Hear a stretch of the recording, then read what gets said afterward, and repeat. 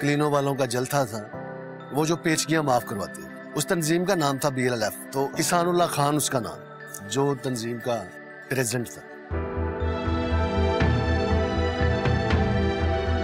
इसानुल्लाह खान के साथ तो कुछ अंग्रेज भी थे। वो कहने लगे कि ये बच्चा किसके साथ है, वो कहने लगे कि हमें ये बच्चा चाहिए। मैंने उनसे ये क्वेश्चन किया था कि अंकल मुझे अभी तक ये नहीं पता चला कि इकबाल को हुआ क्या है। उसने भी मुझे यही कहा था कि बेटा मुझे खुद नहीं पता इकबाल के साथ हुआ क्या है। असानुल्लाह ने कराया मेरे पुत्र को कत्ल। असानुल्लाह मेरे पुत्र का पैसा खान दिया है। सानू ने दसिया जी इस तरह क्लीन वाले ने मारिया ते असीं अपना क्लीन वाले के खिलाफ हो गए। सानू जिवें उन्हें आख्या सी तो उवें करदे गए। मेरे से तो उसके बारे में बात नहीं हो पाएगी।